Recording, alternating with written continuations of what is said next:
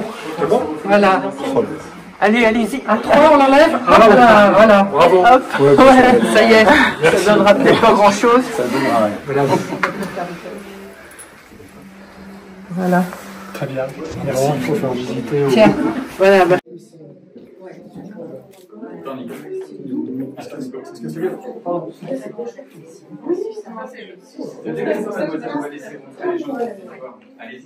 Là, on reçoit la victime, on l'installe, on a la caméra qui est présente derrière, on a le micro qui est au sol, en fait.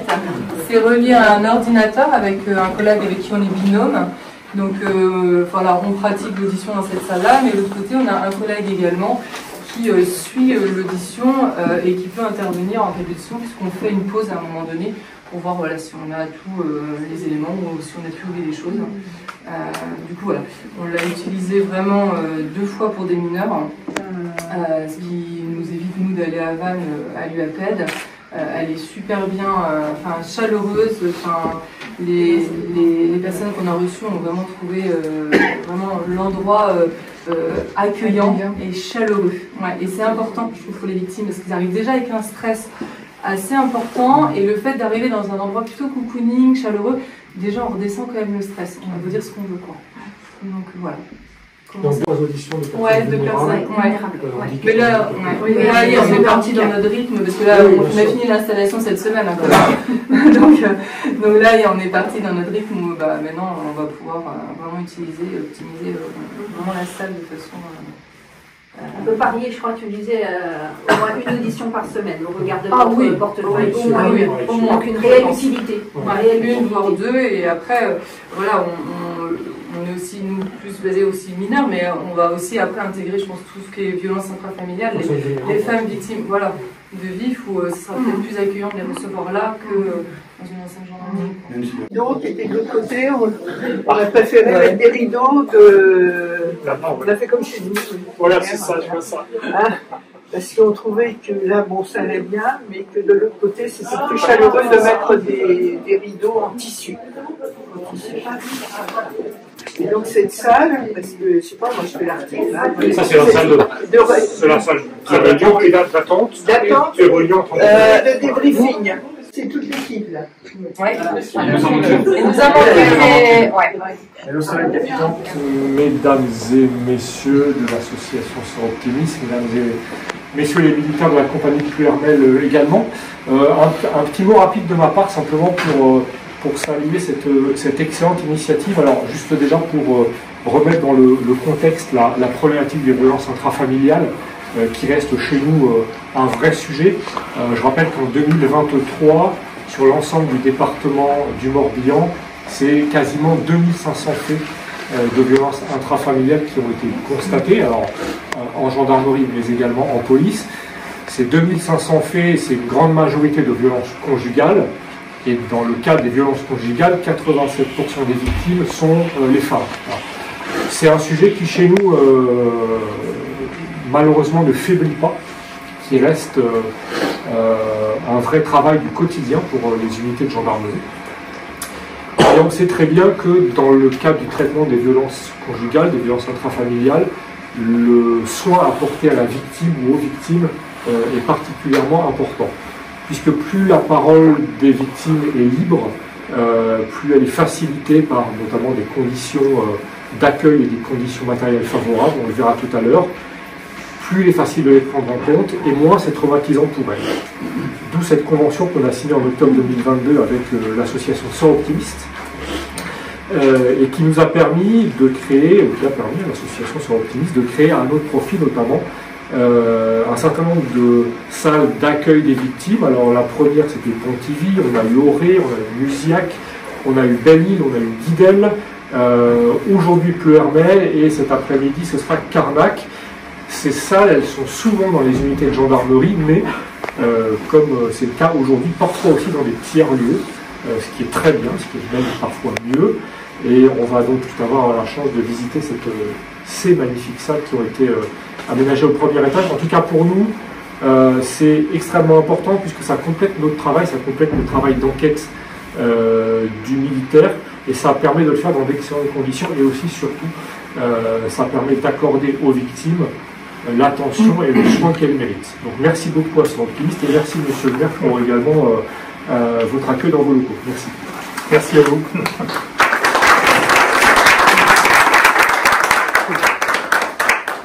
Bien, écoutez, mon colonel, merci d'être présent parmi nous. Madame la présidente de Centre Optimiste, les militaires de la gendarmerie, nombreux. Donc, merci d'être tous présents. Je dirais une certaine émotion et puis un grand sentiment, un profond sentiment de responsabilité qui nous a animés pour se réunir, pour inaugurer justement cet espace de la parole. C'est ainsi qu'il est nommé, qui doit être bien entendu, comme par sa définition, un lieu d'écoute, un lieu de soutien pour toutes les victimes des violences intrafamiliales ou d'agressions physiques, au sein justement de ce pôle qui est le pôle social de Ploërmel Communauté. Je tiens à saluer également la vice-présidente chargée de tout ce domaine social qui se présente aujourd'hui, qui se planque un peu parmi la foule là-bas. Voilà. Chère Sophie. Ce projet, cofinancé grâce à l'engagement de l'association Centre Optimiste International de Vannes, incarne bien entendu notre volonté commune de lutter contre ces violences inacceptables qui, trop souvent, je dirais, se déroulent dans l'ombre et la peur. Donc cet espace qui combine un lieu de parole pour les victimes de violences intrafamiliales et un lieu d'audition sécurisé, c'est bien ainsi pour les officiers de la maison de protection des familles de Vannes et de la cellule de protection de Ploërmel. Les victimes de violences intrafamiliales, effectivement, c'est un non-sens, mais c'est une réalité, ont besoin de se sentir en sécurité.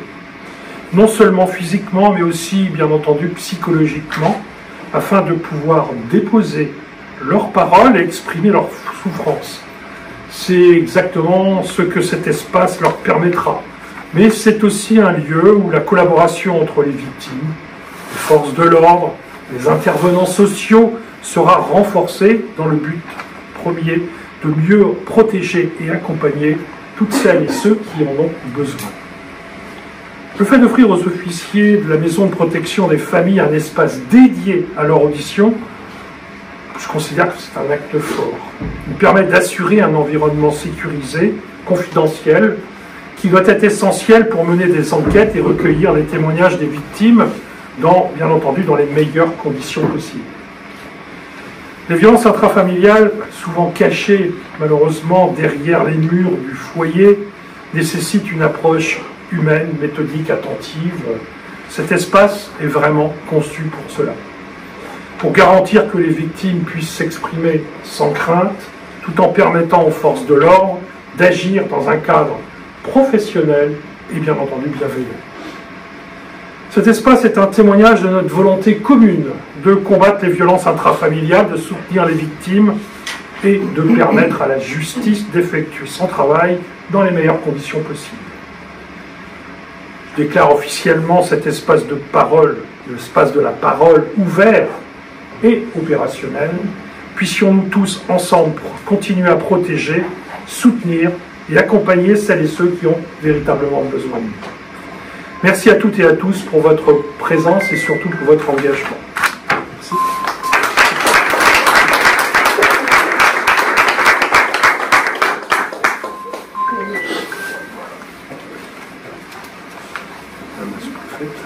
Je vous en prie, allez-y.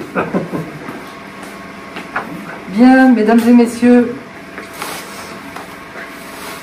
en vos grades et qualités, je ne vais pas prendre le risque de manquer ou d'oublier un nom. Voilà. Donc aujourd'hui, c'est le 25 novembre, c'est la journée mondiale de la lutte contre les violences faites aux femmes. Et donc, nous nous retrouvons ici pour inaugurer cet espace de la parole au pôle social de Ploërmel. Je voudrais vous présenter en quelques mots le Centre Optimiste International, rapidement. Nous sommes une ONG internationale forte d'environ 70 000 membres dans le monde, femmes, donc féminines et interprofessionnelles. Notre volonté, c'est de transformer la vie des femmes et des filles pour qu'elles réalisent leurs rêves, leurs ambitions, et que partout leur voix porte à égalité avec celle des hommes. À Vannes, nous sommes 23 membres. Nos domaines d'action sont au nombre de 5, donc l'éducation, les violences à l'égard des femmes, enfin la lutte contre les violences à l'égard des femmes, la santé et sécurité alimentaire, l'autonomie et leadership, et enfin l'environnement et développement durable. Ces domaines sont complémentaires les uns des autres. Alors, la genèse de ce projet Espace de la parole, voilà comment est né ce projet. Vous savez, au sein du Sœurs Optimistes International, comme ailleurs, nous partageons nos expériences et nos connaissances, en somme, nos meilleures pratiques. Et nous avons identifié une action qui a été menée par nos consoeurs italiennes depuis exactement combien d'années, je ne sais pas, mais 5 ou 6 ans, 6 ou 7 ans, 10 ans, bon, 10 ans. Et depuis 10 ans, les Sœurs Optimistes italiennes ont inauguré 275 espaces dans des casernes, essentiellement dans les casernes, donc suite à un partenariat avec les carabiniers italiens, 275 salles qui s'appellent toutes Una stanza tutta per sé. Voilà, une salle pour soi. Et donc, nous nous sommes dit, bien, pourquoi pas nous? Alors nous, pour l'instant, c'est beaucoup plus modeste, mais on est très optimiste chez les Sœurs Optimistes.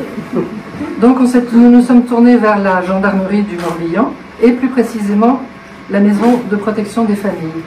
En décembre 2021, et plus exactement le 10 décembre 2021, journée internationale des droits humains. Je dois à nouveau saluer la qualité des premiers contacts avec Marie-Hélène Ledin, en charge de la maison de protection des familles Morbihan. Et ces premiers contacts ont été vraiment fondateurs pour ce projet. Mais ce projet dans lequel nous n'aurions pas progressé plus avant si nous n'avions pas eu une qualité d'écoute impressionnante que nous avons trouvée chez les gendarmes, avec une volonté réelle d'accueillir, de bien accueillir les victimes. Donc tous se sont appropriés le projet et c'était parti. Donc en octobre 2022, signature avec la gendarmerie du Morbihan d'une convention de mise à disposition de mobilier, matériaux et objets de décoration. Puis ensuite, ainsi depuis 2 ans, les espaces de la parole sont opérationnels, vous l'avez dit, donc Pontivy le 25 novembre 2022, Musillac le 25 janvier 2023, Auray 20 juin 2023, etc. etc. Ensuite Belle-Île, aujourd'hui 25 novembre Ploërmel, et ce soir, 25 novembre, Carnac. La journée du 25 novembre est donc importante. Et nos consoeurs de Lorient ont inauguré en septembre un espace de la parole au sein de la brigade de proximité de Guidel.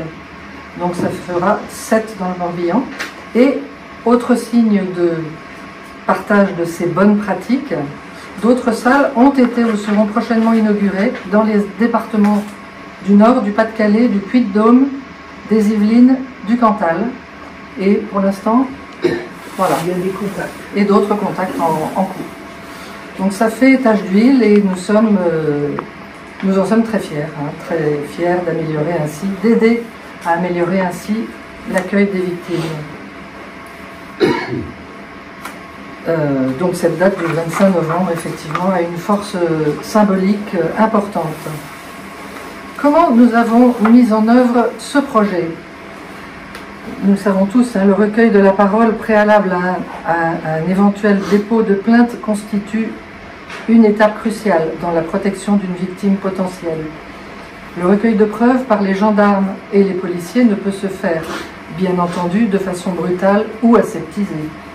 Des formations internes, à l'écoute empathique et objective, sont dispensées aux gendarmes qui vont recueillir cette parole.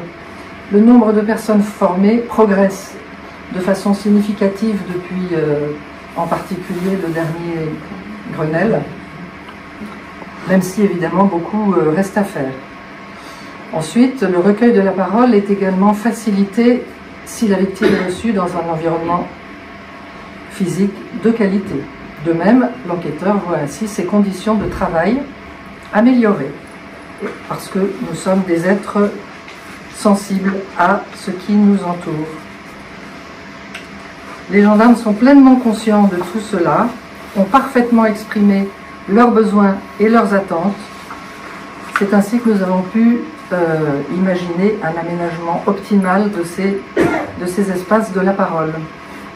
En conclusion, voilà, je redis, je répète que nous avons rencontré au sein des gendarmeries des hommes et des femmes extrêmement concernés par cette question des violences, et nous avons travaillé ensemble dans un esprit plus que constructif.